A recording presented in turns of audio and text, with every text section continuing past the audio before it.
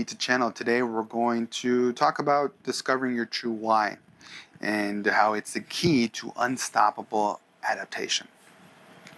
Now you're probably here because you see value in adapting and you want to be better at adapting. So your next question is, what is a true why? I think the best thing to do is to start first with reflection, because you need to be able to reflect to get to it.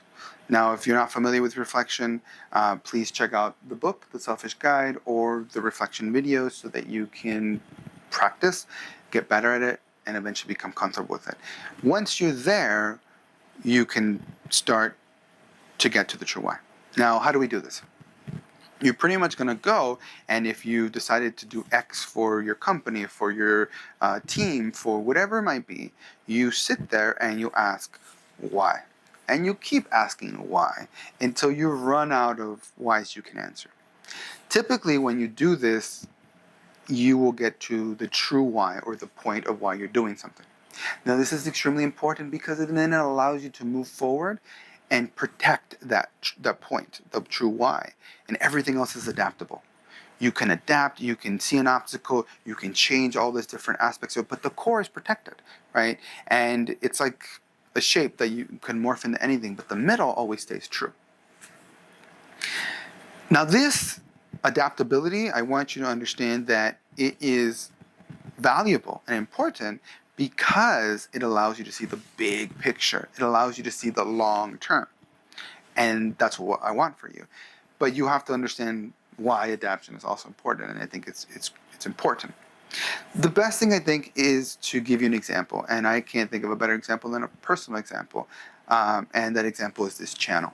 So when I started this channel, I had different directional goals. One was a certain number of followers, another one was monetary value, and the other one was what people thought of it. Now, I gave myself a certain amount of time, I came back and I realized, hey, I'm not on track, so I lessened that goal. And I came back and I realized I'm not on track there either. So I seriously thought of shutting it down. But in reflection, I realized I didn't actually know my true why when it came to this. And so I did that. I reflected and I got my true why. And what I discovered, is, why do I need a certain number of followers? Well, because I want to make a difference.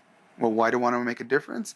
Because it gives me a sense of purpose to help others. Okay, so how many people do I need to do that? Just one. Okay, but why is that important? I need to feel like I'm doing something that's bigger than myself.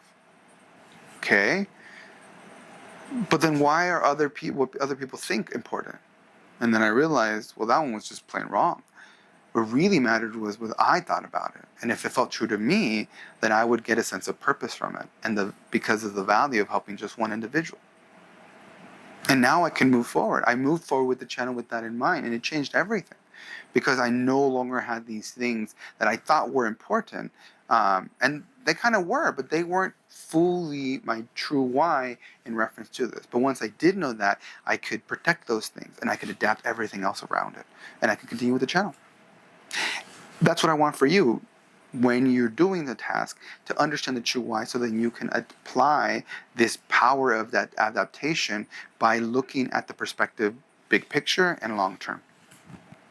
The one thing I'll say before closing is, if you're struggling with this and you're doing this, then definitely look at ranking your priorities. So what might happen sometimes, and you got a little flavor of this with the example, is there was two things here. One was, did it feel right to me, and was I helping at least one individual, right? Which of those is more important, right? And you got to be able to rank them. And sometimes you do one a little more, one a little less, but you have to know which one is important. And the reason for that is sometimes you just can't have your cake and eat it too. So you have to figure out which is more important, so that you can prioritize those.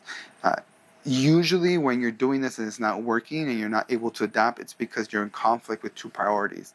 And so you need to understand which you need to prioritize and move forward. And that means that only one is protected and the other one will have to adapt. And that can be very difficult. But that's just life. It's full of difficult decisions. But with reflection, you can make sure that's the right decision for you moving forward. That's all I got for you for today. Hopefully that was helpful. If you liked the video, please like and follow. If you have a comment, please comment below. If you think this can help someone, please forward it along. It's why I do this. And if you want more information, check out the book, The Selfish Guide. Check out the website, cultumvita.com, or all the varying social media outlets. We have a little bit of something for everybody. It's what I like to think. Until next time, stay curious, stay open, and stay true to you. Thanks for watching.